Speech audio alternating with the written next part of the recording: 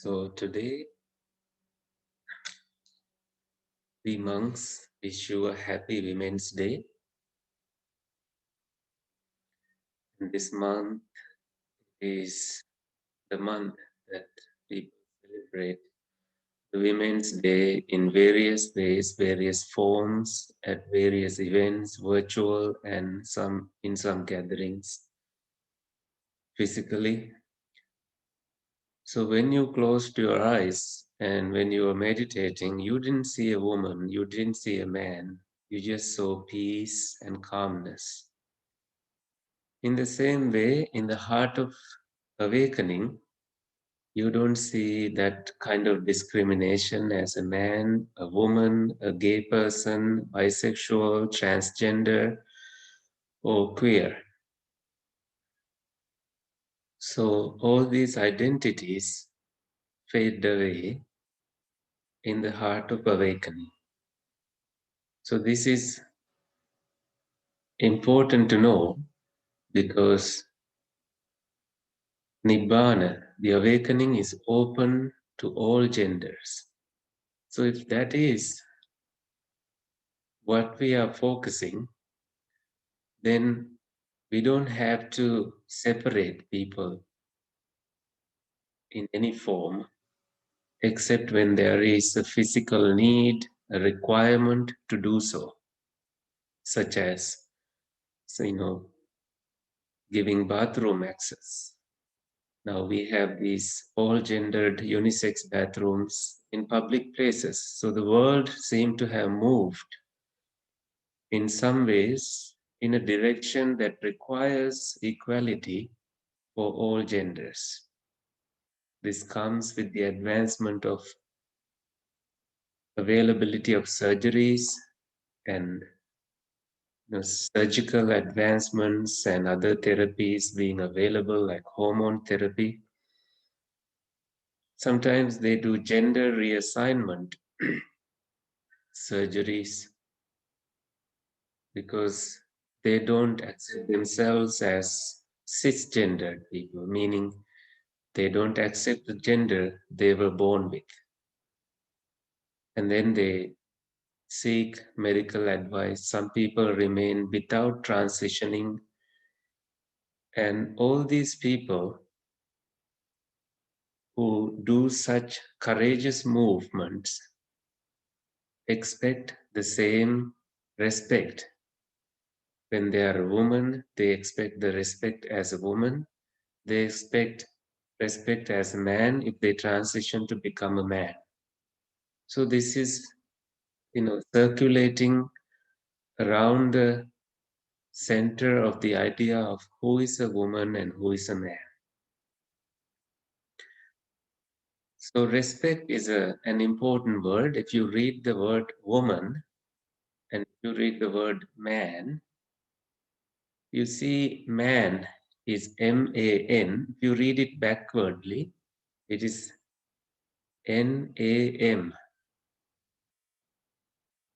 In woman, it is N-A-M-O-W.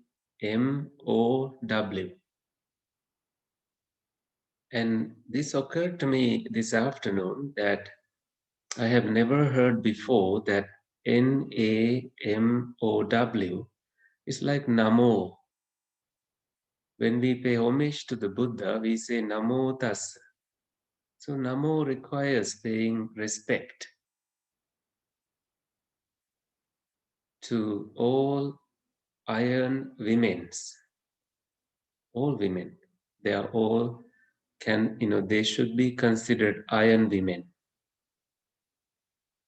So NAM, backward, need that O at the end to show that respect. So even in the word woman, there is M-A-N, man, in it. So people are inseparable in that sense. So what should be the meaning of, sometimes people ascribe, each letter has a meaning, they say. W could be wonderful. O could be optimistic. M could be magnificent, marvelous. A could be affectionate. N could be nourishing. So woman has these capacities and qualities in them. Because we are all in debt to our parents, particularly for your mother, that when we were in her womb, she didn't say hurry up. She had to wait. Sometimes we tell them, hurry up, mom, because we can't even wait for 5 minutes until she gets ready, or when she's late, we say hurry up. When we were in her womb, she didn't say hurry up. She waited. She nourished you. So there is this indebtedness that we owe to mothers. So woman is a sister, a mother. She holds these titles. She has 12 hands and just one face. There are goddesses like that who have 12 hands. And they have given birth to other gods and goddesses in the history. They have been furious, they have burnt cities, they have had strong meditative skills, very strong meditative skills that they have maintained throughout their life. So it is very much similar to like when a woman has cultivated the mind. The Buddha said, even disciples said, and the Buddha proved that ittibhavo no kinkaira. In achieving these meditative achievements, the Buddha said, being a woman has nothing to do with it. Chittam hi susamahite, when the mind has properly concentrated. Chittam hi susamahite. Jnanam hi vattamanam hi, when there is wisdom present in them. Being a woman has, nothing to discourage them. They can also achieve Nibbana just as men did. Which is why in Buddhist order, hesitantly though, the Buddha allowed women to enter the order. The hesitation was there because women require protection, shelter, security in a society, that they can't undergo the same hardships that men are able to go without the same attention from the society. Attention in the sense that, some nuns in the Buddha's time had to face challenging situations because they were attractive, and some men were hiding under beds to really abuse these women. So this was a concern for the Buddha. But he finally allowed women to the order. He allowed women to the order with many conditions, that these conditions have the intention that monks had to be the protector of women. If you study closely the rules laid down to monks and nuns, half these rules talk about monks' responsibility to protect women. So when there is a nunnery built, then monks also should have a monastery nearby, so nuns get the due protection and advice, guidance in their practice, in their life as well. So when nuns were taking a journey to remote areas, monks were advised to follow behind and in front. They were not harmed by anybody who had evil intentions. So even in the in the history, if you read stories of women that were part of the Buddha's life, Mahaprajapati Gautami nourished the prince Siddhartha as her own child, just as when the mother passed away, Queen Mahamaya passed away. It was Mahaprajapati who was feeding the prince Siddhartha with so much care and respect. And the prince Siddhartha did not have any moment to miss the absence of his mom. And later, she came to the Buddha and requested permission to enter the order, which the Buddha granted finally, with some conditions applied to her entering of the order. And this Mahaprajapati never received full ordination because it was the Buddha who granted the ordination to her, and that was also considered the full ordination. Later, when other nuns entered the order, not the following of Mahaprajapati, they were required to be present in front of monks and later nuns as well to receive the order from both parties, because there were situations where monks had to ask questions from these nuns about the purity of their virtues, and some of these questions were embarrassing. So then the Buddha said, no, no, no, you don't ask those questions from them. We will appoint nuns. So nuns are very important in the order, that they can ask certain questions from these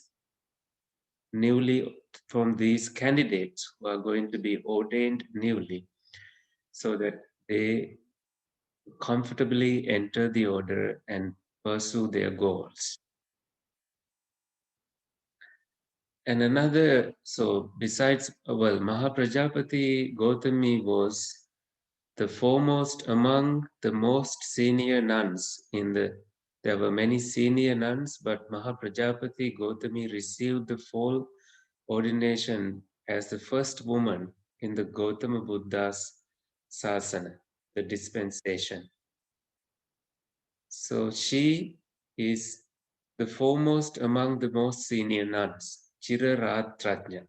Chira is longevity. Ratrajna, she has lived many nights as a senior nun. So then we have another woman, Yasodhara, who was born on the same day as Prince Siddhartha, and the legend say that she was conceived on the same day as well, and they have lived together in many past eons, many past lifetimes. And having lived together like that,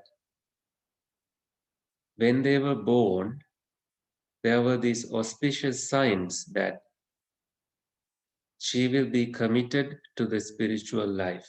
They were expecting a man to be born, but then turns out that it was a woman.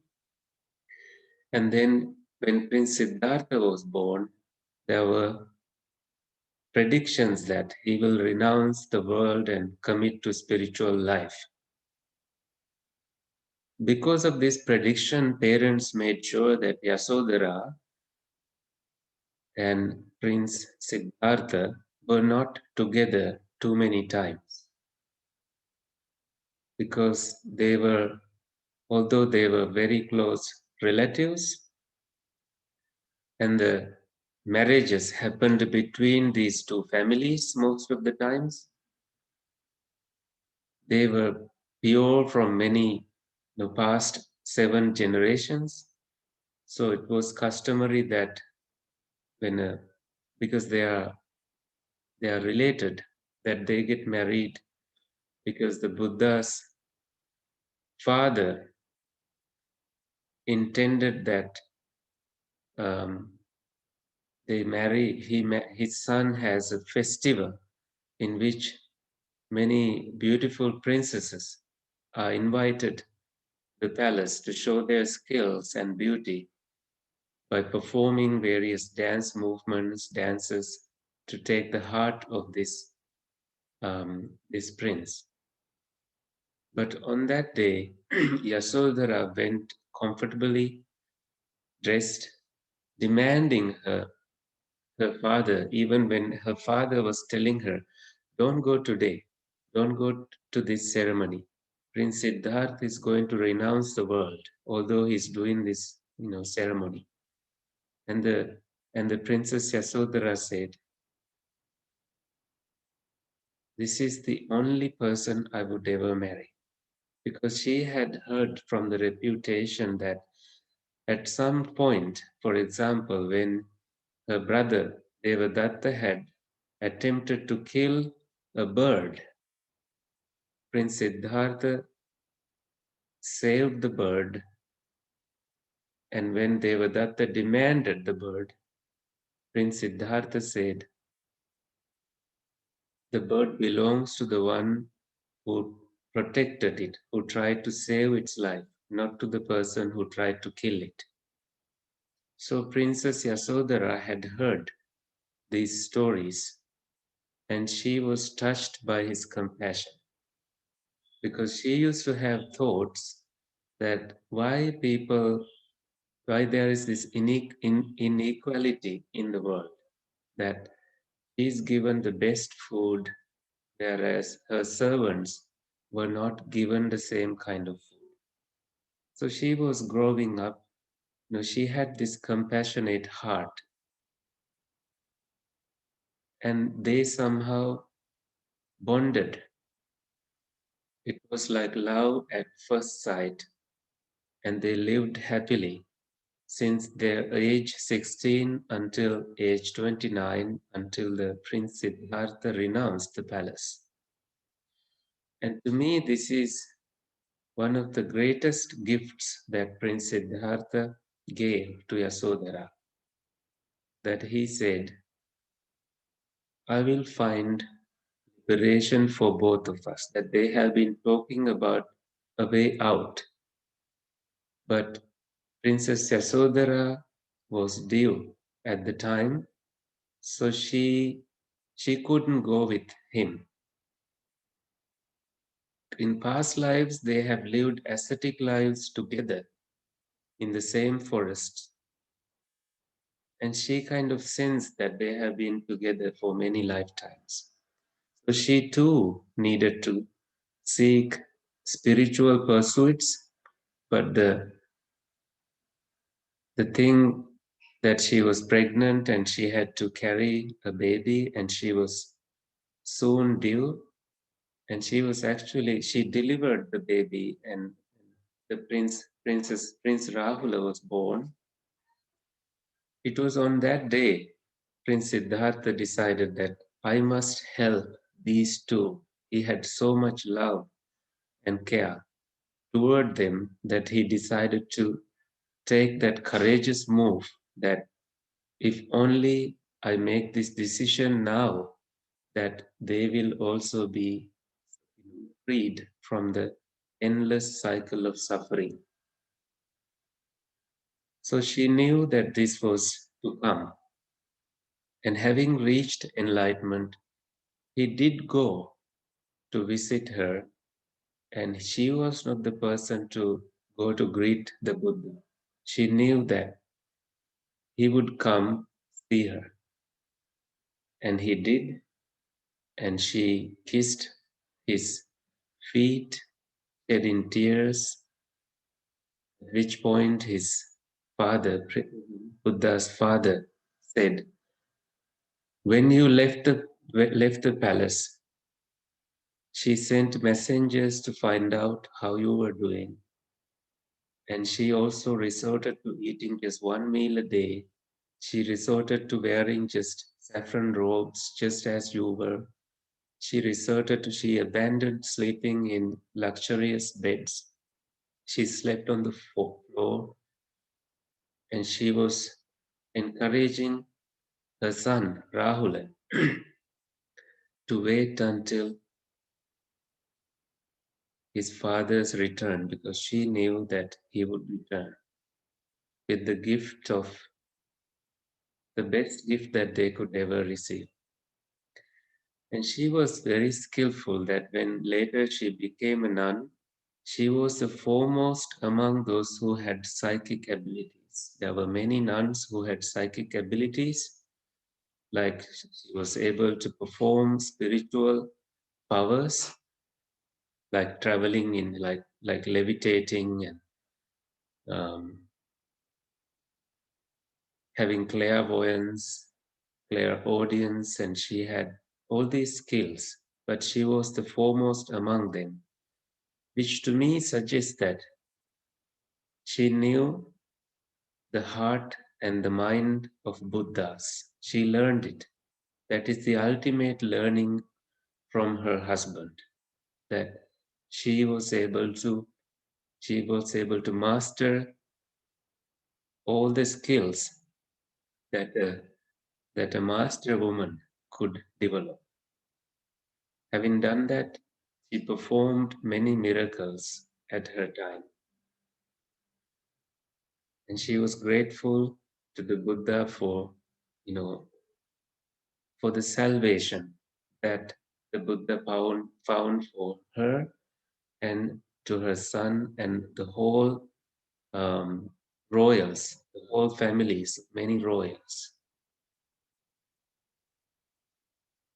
So women and men go together, from birth to birth, their virtues being equal and with their generosity being equal, meaning they can sacrifice equally and they have the same intentions, same wisdom. So, because of these reasons, the Buddha encouraged people to be virtuous and show respect to parents, show respect to mothers, even after, looking after your parents, having kept them on your shoulders for 100 years, and you do everything on your own without putting them down for 100 years, you still owe them so much. Your debt is not paid, the Buddha said. Nujanami bhikkhave na suppatikarang vadami, matuccha pituccha. Matu and pitu, mother and father, you cannot really pay the debts that you owe them. Therefore, killing either the mother or father is one of the gravest offense that you will rotten in hell and there is no escape for you. So the Buddha highly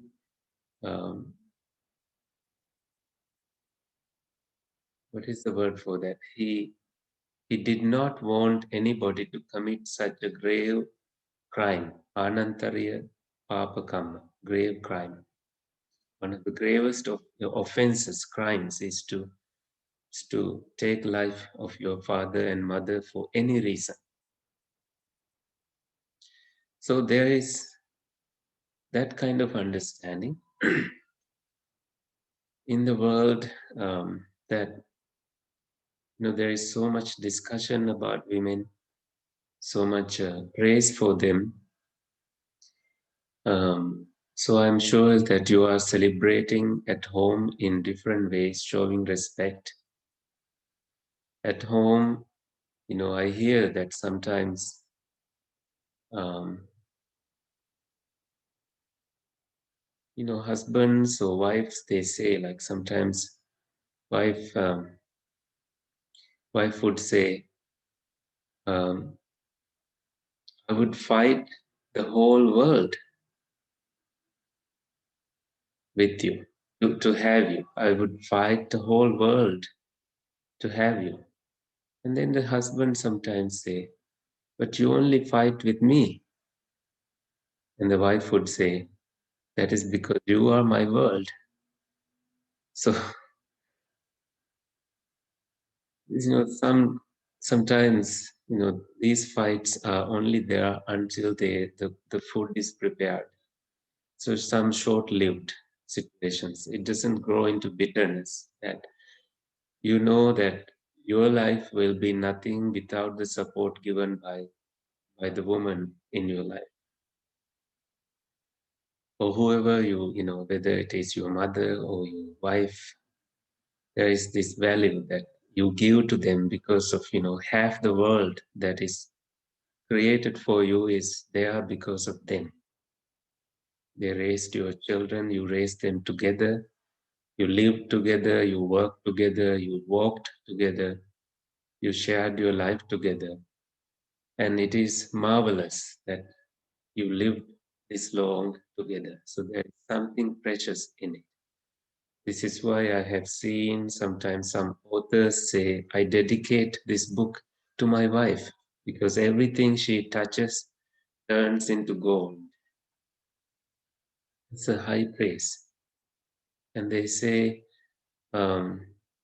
behind every successful man, there is a woman. So sometimes men say, if you want more success, have more women. This is not to be misunderstood that way.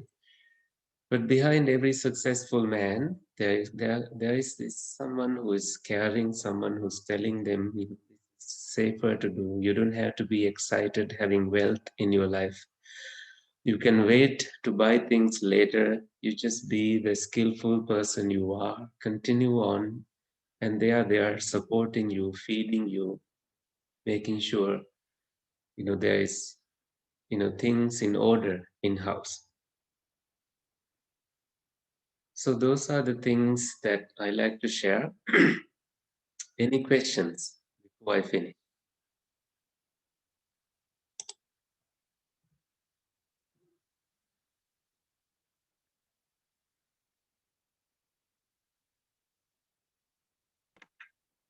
Perhaps not a question, but just to No. honor and thank you for what you said. Thank you, Glenn. So many religions or spiritual practices, as they degenerate, become violent towards others who are different, who challenge our ideas of the normal. Mm-hmm. Rather than practicing our metta as respect for each individual, we get confused about how someone practices the ideas of gender. Yeah.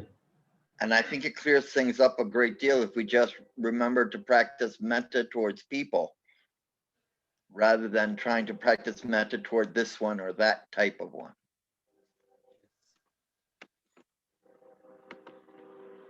Absolutely.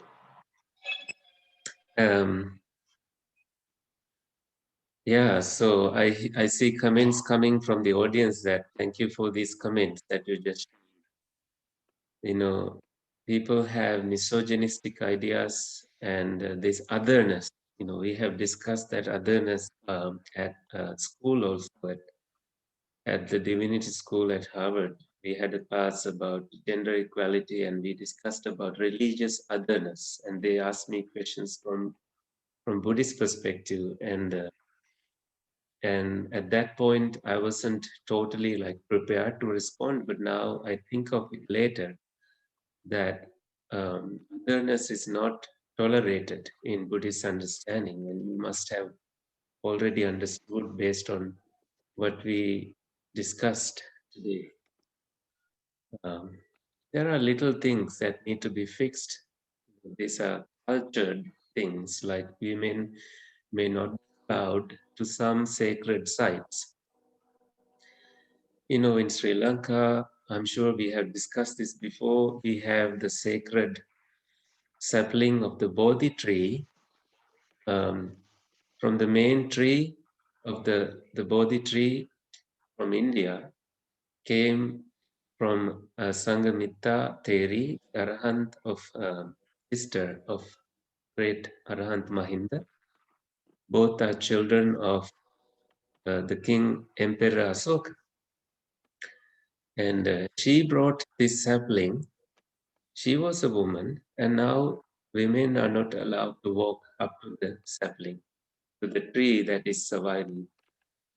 Sometimes even I have been denied access to that place. There are many such things that sometimes I have had success going there, sometimes, depending on the security and the situation. And also they have the botanical garden. There's a botanical garden in the area, and they have the responsibility to look after this tree because it is very ancient. And they also tell people that nobody is allowed, not even monks, allowed near the tree because for the protection of it. So I understand those reasons. But this is an ongoing discussion in the country. That even in Myanmar, when we went to the Golden Pagoda, the hanging rock, nuns were not even allowed to go to the rock on which there is a golden pagoda.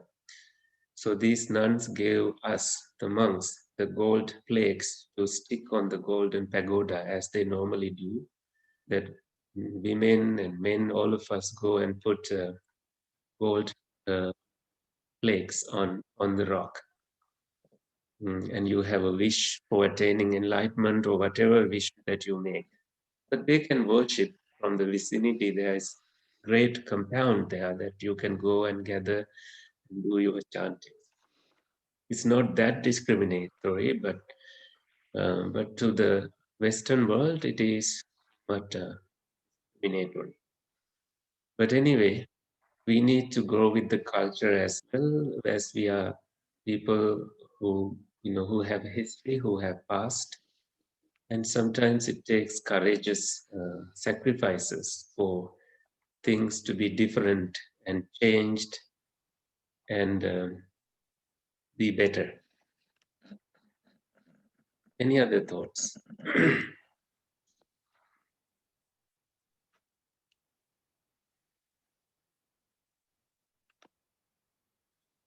I have, in fact, it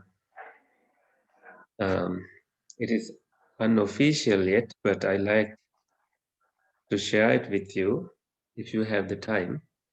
That a song I happened to write, um, putting together many words, many Pali, Sanskrit, and Sinhalese words that describe many qualities of women, has been now published on the Women's Day in Sri Lanka, and it is broadcasted by Lakhanda Radio.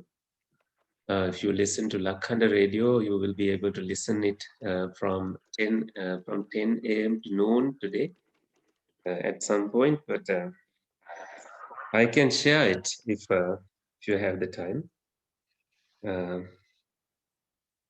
It is only the audio though.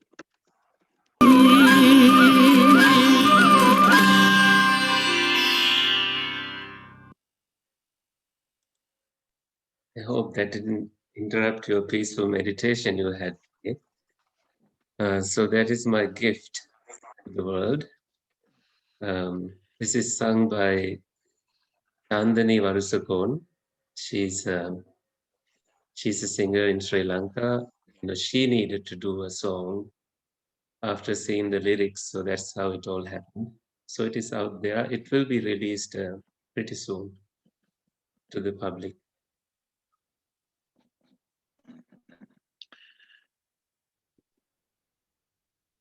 I couldn't understand some of the even Sinhala or Pali words. Yeah. They are all about women. Each word has a story, so that's how I would put it. Because I just jot down things and share, so people sometimes want to do other things with them. I like that, this has taken this kind of path. Yeah, I will produce an English translation later. Thank you, Glenn, for the suggestion. Before we finish, anything you want to say? Oh, that just sounded beautiful. Thank you for playing it for us. Thank you, Dawn. Thank you, Bante. Thank you, Bante. It's Mihiri Katahan. Yes, Beautiful. many people say. It's only shared with this group for the first time, actually. I mean, Thank you so and much. with anybody for the first time. Yeah, thank you so much. We are the luckiest. Yeah. Thank you. Wonderful. It is a very hard song to sing. It is really nice Yes, I hear that too. because I heard the tabla piece really nice. Some good skilled people have come together luckily to put the music, and I hear that they were not given the melody. They were just told to come and had to work on their own to produce the melody for it. Very nice. Bante, we enjoyed your song. Thank you, sir. Not the meditation. As well. Okay, have a great time and we will meet again. Thank you, Bante. Good night. Thank you. Thank you. Good night. Good night. Thank you.